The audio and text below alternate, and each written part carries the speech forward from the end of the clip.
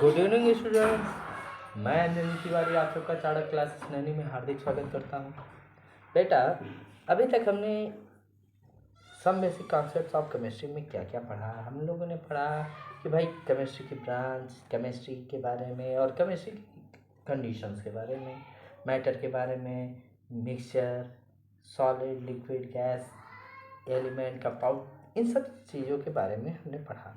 और साथ ही साथ कुछ बेसिक लॉ थे जो कि हमने कल के वीडियो में हमने बात किया था, कुछ बेसिक्स लॉ के बारे में, जिसमें बेटा क्या था, law of conservation of mass, law of definite proportion, law of multiple proportion, और क्या था बेटा, गैसियस वैल्यूम लॉ, या जिसे हम लोग और क्या बोलते हैं बेटा, गैलुसैक्स लॉ, और फिफ्थ वन क्या था, वो गाद्रोस लॉ।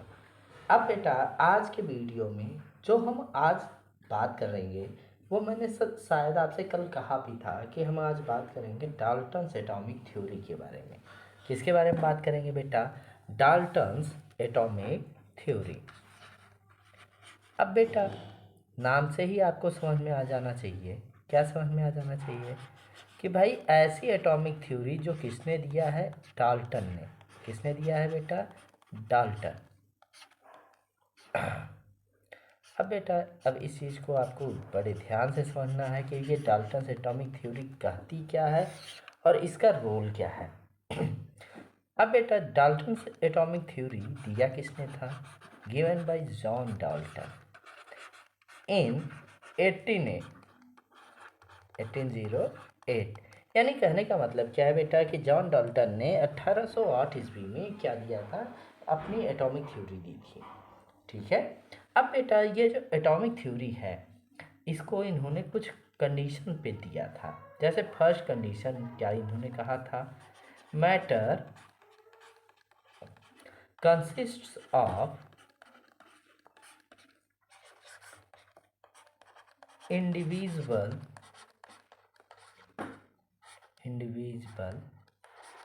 पार्टिकल। क्या कहा जा रहा है बेटा कि कोई भी मैटर है वो किससे बना होता है? छोटे छोटे पार्टिकल से। और इनडिवाइडेबल पार्टिकल कहने का मतलब क्या है बेटा? जिन्हें हम आसानी से डिवाइड ना कर सकते। ये बात क्लियर? कहने का मतलब क्या है कि जो मैटर है, जो सब्सटेंसेस हैं, वो जनरली ऐसे पार्टिकल से बने होते हैं जिन पार्टिकल को हम क्या नहीं कर सकते? ब्रेक नहीं कर सकते, तोड़ नहीं सकते। ये बात क्लियर?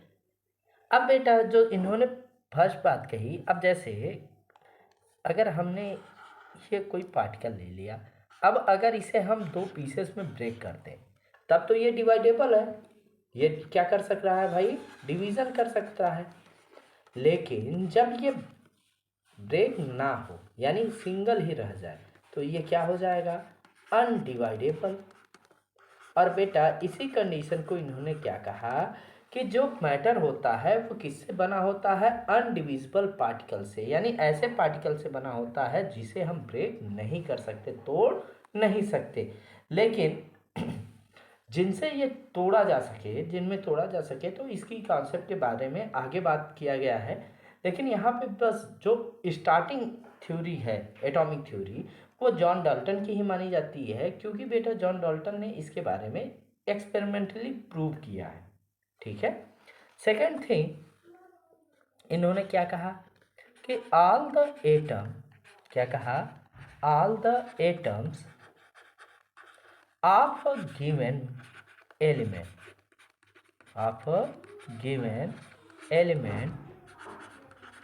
have identical properties।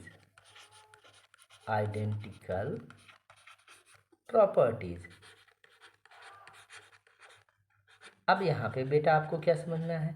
कहा क्या जा रहा है कि जो भी एलिमेंट दिया गया उसके जितने भी एटम हैं उनके पास क्या है? Identical property. यानी जितने भी एलिमेंट होंगे, जितने भी एटम होंगे किसी भी एलिमेंट के, उनके जो प्रॉपर्टीज होंगे वो एक दूसरे से क्या होंगे? सिमिलर होंगे। वो क्या होंगे? सिमिलर होंगे। ये बात क्लियर? अब थर्ड वन पॉइंट में इन्होंने क्या कहा कि भाई जो एटम होता है वो डिफरेंट एलिमेंट के लिए डिफरेंट मास होता है। तो ये इसी पॉइंट में अगर हम समझा दें for different element, for different element different atomic mass, different element different atomic mass. कहा क्या जा रहा है बेटा कि जो डिफरेंट एलिमेंट होंगे उन डिफरेंट एलिमेंट का जो एटॉमिक मास होगा वो क्या होगा, डिफर होगा। यानी उनका, अगर हम जैसे हाइड्रोजन है, हीलियम है, तो हीलियम का एटॉमिक मास दूसरा होता है, हाइड्रोजन का दूसरा होता है। तो बेटा ये जो डिफरेंट कंडीशन है ये कहा यह जा रहा है कि अगर डिफरेंट एलिमेंट होंगे तो उनका एटॉमिक मास भी क्या होगा, डिफरेंट होगा। ये बात क्लियर है। थर्ड वन इन्होंने, अब यहाँ पे आपको थर्ड वन करके हम बात करना है। थर्ड वन इन्होंने क्या बात किया बेटा कि compounds are formed, compounds are formed when different elements combine with each other, combine with each other in fixed ratio, each other in fixed ratio। अब कहा क्या जा रहा है बेटा कि इन्होंने तीसरी बात क्या कही कि जो कंपाउंड फॉर्म होते हैं, जो कंपाउंड बनते हैं, वो किससे बनते हैं, डिफरेंट एलिमेंट से। किससे बनते हैं बेटा, डिफरेंट एलिमेंट से। लेकिन जो डिफरेंट एलिमेंट होंगे बेटा उनका जो रेशियो होगा वो क्या होगा, एक निश्चित हो कंडीशन को शो करेगा, एक फिक्स कंडीशन को। एक कंडीशन ऐसा भी रहेगा कि जिसमें इनके नंबर बदले ही नहीं जा सकते। ये बात क्लियर। अगर कहने का मतलब है कि कोई भी कंपाउंड बनेगा, जैसे मान लो बेटा क्या बना, कार्बन डाइऑक्साइड, तो कार्बन डाइऑक्साइड कहा जाए तो इसका मतलब है कि कार्बन क्या होगा, एक, और ऑक्सीजन क्या होगा, दो। यानी कहने का मतलब क्या है कि बेटा अगर हम किसी भी कंडीशन में कंपाउंड फॉर्म करते हैं तो जो डिफरेंट एलिमेंट होंगे एक दूसरे से जो जुड़ रहे होंगे उनका जो रेशियो होगा बेटा वो क्या होगा, फिक्स होगा, वो रेशियो चेंज नहीं होगा। ये बात क्लियर हो गई। और बेटा जब हम फोर्थ पॉइंट की बात करते हैं तो यहाँ पे क्या होता है कि केमिकल रिएक्शंस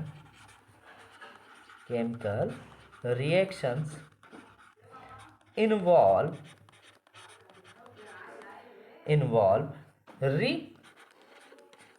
reorganization of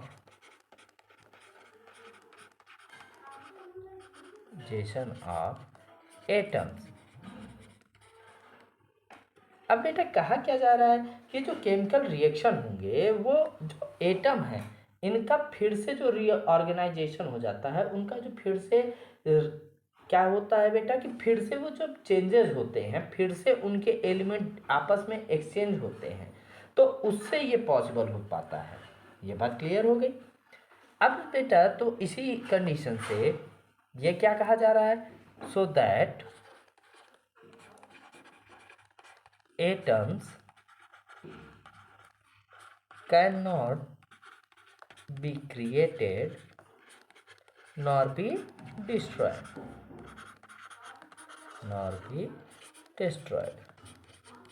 अब इन्होंने ये भी कह दिया कि ना जो एटम होता है ना तो उसे बनाया जा सकता है ना ही बिगाड़ा जा सकता है। ठीक है, तो बेटा इसी से एक कंडीशन निकल के आती है, क्या आती है, law of conservation of atom. क्या कंडीशन निकल के आता है, law of theory of conservation of atom. यानी ऐसी लॉ निकल के आती है जो एटम के कंजर्वेशन को क्या करती है, सुटेबल बताती है। ये बात क्लियर हो गई। तो बेटा डाल्टन्स एटॉमिक थ्योरी में आपको मैंने 4 पॉइंट बताया। क्या क्या बताया कि matter consist of individual atom, यानी मैटर इंडिविजुअल एटम भी कह लेते हैं। अब बेटा इस कंडीशन में आप क्या समझते हैं कि जो मैटर होता है वो किससे बना होता है, जो एटम ब्रेक नहीं कर सकते। ये बात क्लियर। यानी एटम कभी भी ब्रेक नहीं करते, इनका कहना था। सेकेंड वन इन्होंने ये कहा कि जब कोई भी एटम होता है, उसके जितने भी पार्टिकल होते हैं उनके पास आइडेंटिकल प्रॉपर्टीज होती है, identical mass, identical nature, identical chemical behaviour, identical physical behaviour. ये बात क्लियर। और थर्ड पॉइंट में मैंने क्या बात किया बेटा कि compounds are formed when different elements combine with each other in a fix ratio. कहने का मतलब क्या है कि कंपाउंड कब फॉर्म करता है, जब एलिमेंट्स को एक डेफिनेट रेशियो में हम क्या करते हैं, मिलाते हैं। और फोर्थ वन में हम लोगों ने क्या बात किया कि chemical reaction involve reorganisation of atom, यानी कोई भी केमिकल रिएक्शन तभी इन्वॉल्व करती है जब एटम का क्या होता है, रीऑर्गेनाइजेशन होता है। और इसी पे इन्होंने एक कॉन्सेप्ट दिया था, क्या दिया था, law of conservation of atom. इसके अकॉर्डिंग हम क्या बात करते हैं कि ना तो एटम को बनाया जा सकता है, ना ही बिगाड़ा जा सकता है। ये बात क्लियर हो। अब नेक्स्ट जो हम बात करेंगे बेटा, एटॉमिक मास के बारे में बात करेंगे। किसके बारे में बात करेंगे, एटॉमिक मास। अब बेटा एटॉमिक मास क्या होता है, इसको आपको समझना है। तो बेटा क्या होता है, the atomic mass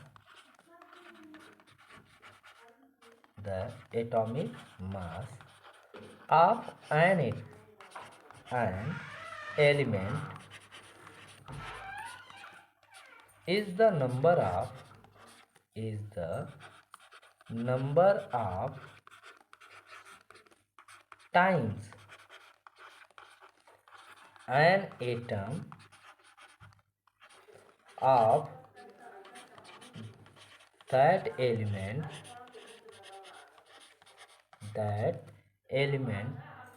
is heavier than an atom। अब बेटा ये जो नंबर ऑफ टाइम है, इसके अकॉर्डिंग ये बताया जा रहा है कि जो उससे नंबर ऑफ टाइम ज़्यादा होगा वही उसका क्या होगा, एटॉमिक मास होगा। और कब होगा बेटा, ऑफ कार्बन टेकन एज 12। ये बात क्लियर हो गई। अब बेटा जो एटॉमिक मास है, अगर हम किसी भी कंडीशन के लिए एटॉमिक मास निकाल रहे हैं, अब जैसे कार्बन के लिए आपको निकालना है, तो बेटा कार्बन के लिए क्या कर दोगे, 1/12। क्या कर दोगे, 1/12। अब बेटा इसके लिए यूनिट क्या लगाते हैं हम लोग, AMU। ऐसे ही बेटा हाइड्रोजन के लिए हो जाएगा तो क्या हो जाएगा, 1/1। हीलियम के लिए क्या हो जाएगा, 1/4। और इन सब की यूनिट क्या होती है, AMU। AMU का फुल फॉर्म क्या होता है बेटा, एटॉमिक मास यूनिट। क्या होता है बेटा, एटॉमिक मास यूनिट। अब बेटा एटॉमिक मास यूनिट के लिए एक कॉन्सेप्ट आया था, क्या आया था कि 1 AMU is equal to 1/12 of the mass of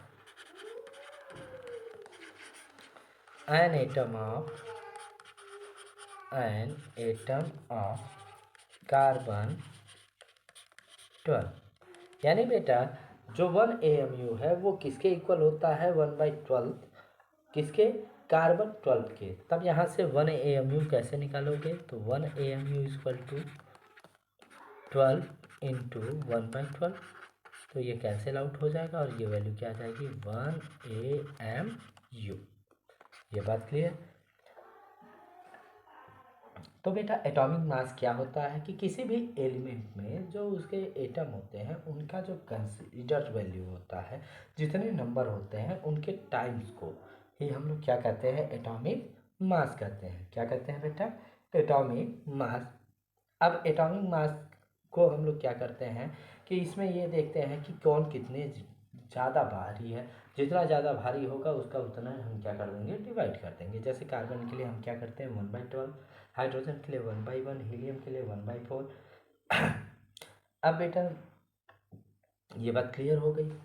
अब नेक्स्ट जो हम बात करेंगे बेटा, एवरेज एटॉमिक मास के लिए। किसके लिए बात करेंगे बेटा? Average atomic mass. Average atomic mass. अब बेटा ये जो टॉपिक है ये थोड़ा सा बियॉन्ड द सिलेबस हो जाता है कभी कभी, लेकिन आपको यहाँ पे याद रखना है। तो क्या याद रखना है? The average atomic mass, the average atomic mass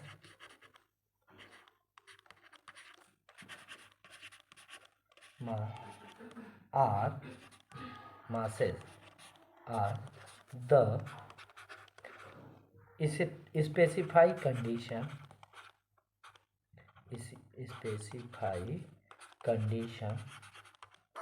in which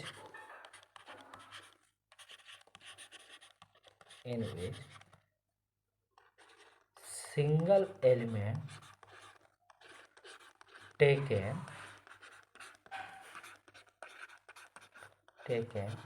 with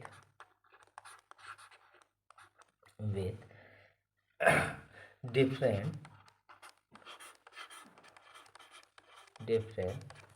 atomic mass. अब बेटा कोई ऐसा कंडीशन जिसमें एटॉमिक मास डिफरेंट हो जाए और उस समय कंडीशन, तो यानी ये एक तरीके से आइसोटोप कंडीशन की बात कर रहा है, ठीक है।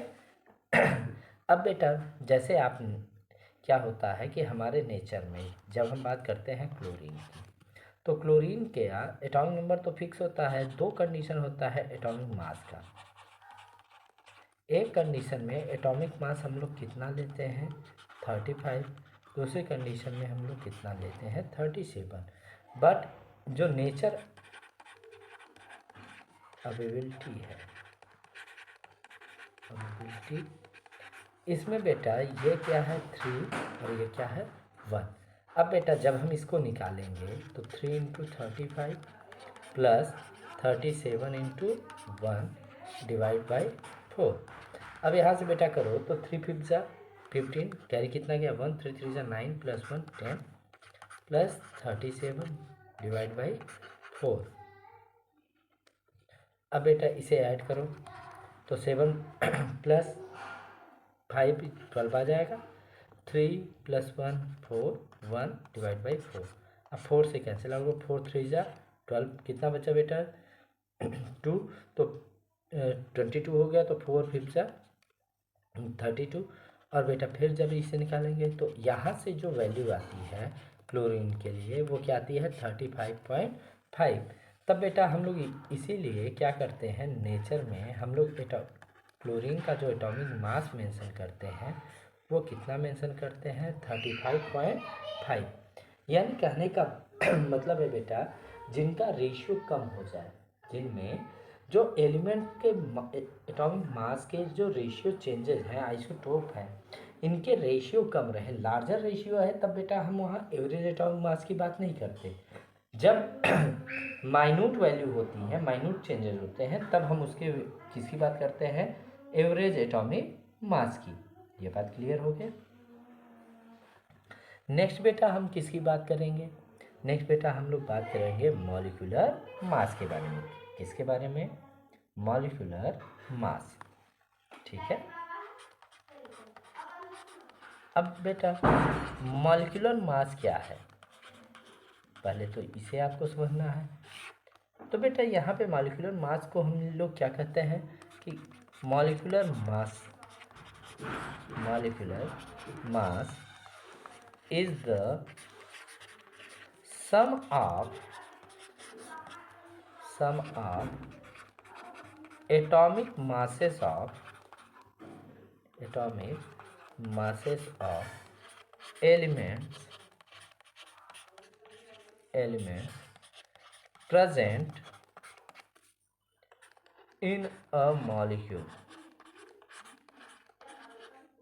क्या कहा जा रहा है बेटा कि अगर किसी भी मॉलिक्यूल में जितने भी एटम हैं उनको, उनका जो एटॉमिक मास है उसको हम जब सम कर देते हैं तो इसी को हम लोग क्या कहते हैं?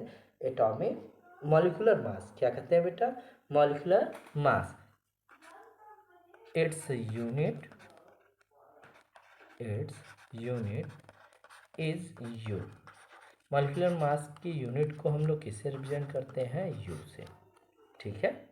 अब बेटा जैसे हमने कोई वैल्यू ले लिया CH4, क्या ले लिया, CH4। तो CH4 लिया मीथेन, तो मीथेन में कार्बन का जो एक्चुअल एटॉमिक मास है वो कितना होता है, 12.011, और जो हाइड्रोजन का होता है एक्चुअल वो क्या होता है, 1.008। अब इसको हम लोग किससे डिनोट कर देंगे, यू से।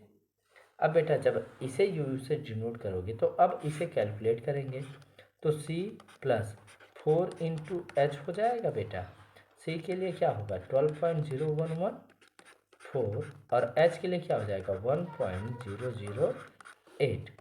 जब बेटा इसे करेंगे तो 12.011 प्लस 4 8 × 32, कैरी कितना गया, 3, 0 4 1 4। अब बेटा इसे हम क्या करेंगे, ऐड करेंगे, और जैसे ऐड करेंगे तो ये क्या हो जाएगा, 3 4 0, और ये क्या हो जाएगा 16। तो यहाँ से क्या है बेटा 16.04 यू, ये एग्जैक्ट वैल्यू आई। लेकिन बेटा जो हमारा सिग्निफिकेंट फिगर है तो उससे हम लोग इसे क्या लिख देते हैं, 16 यू। क्या लिख देते हैं बेटा, 16 यू। ये बात क्लियर है बेटा। अभी तक हम लोगों ने आपसे क्या बात किया, Dalton atomic theory. Dalton atomic theory के बाद हमने क्या बात किया, एटॉमिक मास। एटॉमिक मास के बाद हमने क्या बात किया, एवरेज एटॉमिक मास, और हमने साथ में क्या बात किया, मॉलिक्यूलर मास। अगर बेटा आप सबको मेरी वीडियो अच्छी लग रही हो तो आप लोग ज़्यादा से ज़्यादा हमारे यूट्यूब चैनल को लाइक करते रहिए, शेयर करते रहिए, सब्सक्राइब करते रहिए। ठीक है। अब चलते हैं नेक्स्ट टॉपिक पर। जो हमारा नेक्स्ट टॉपिक होता है वो क्या होता है, फार्मूला मास। क्या होता है बेटा, फार्मूला मास। अब बेटा जो फार्मूला मास होता है वो एक तरीके से एक कंडीशन बताता है कि वहाँ पे एलिमेंट, और उसकी हम बात नहीं करते यहाँ पे, हम लोग बात करते हैं डायरेक्ट जो फार्मूला दिया जाता है। यानी अगर हम फार्मूला मास की बात करें, किसकी बात कर रहे हैं बेटा, फार्मूला मास। तो फार्मूला मास में क्या होता है, the mass which is obtained from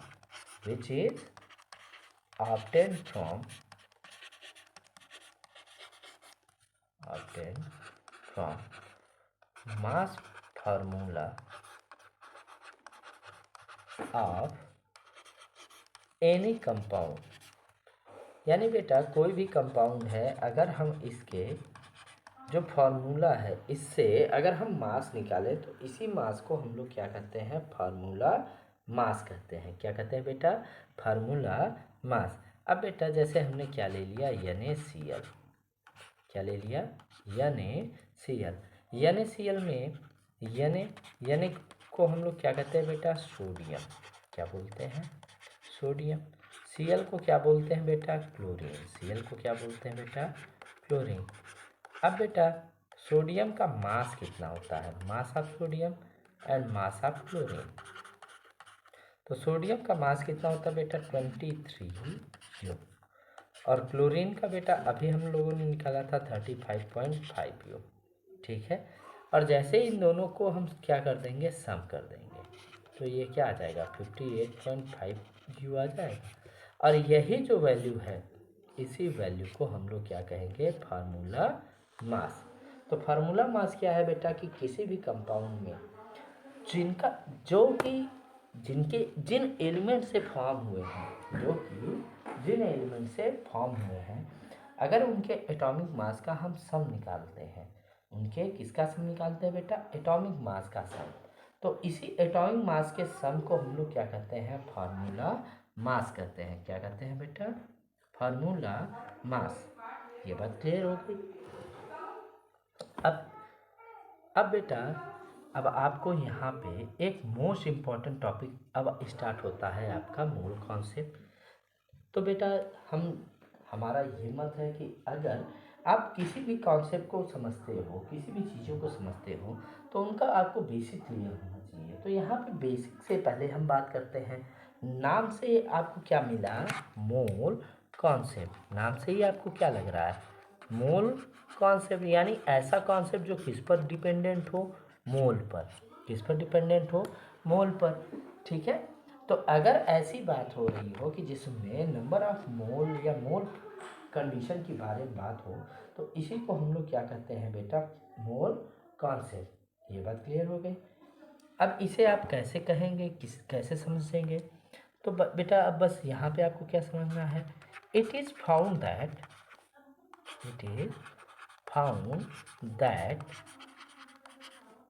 one gram atom of 1 gram atom of any element contains the same number of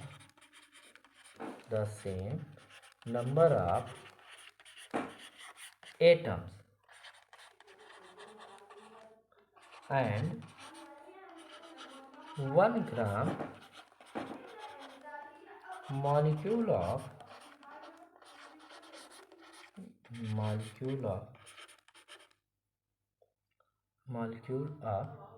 same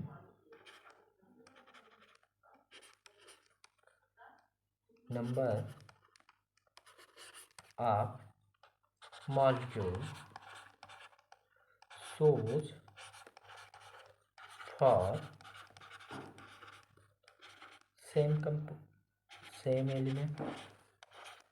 यानी बेटा कहा क्या जा रहा है कि अगर सेम एलिमेंट ले रहे हैं तो नंबर ऑफ एटम भी सेम होंगे और नंबर ऑफ मॉलिक्यूल भी सेम होंगे।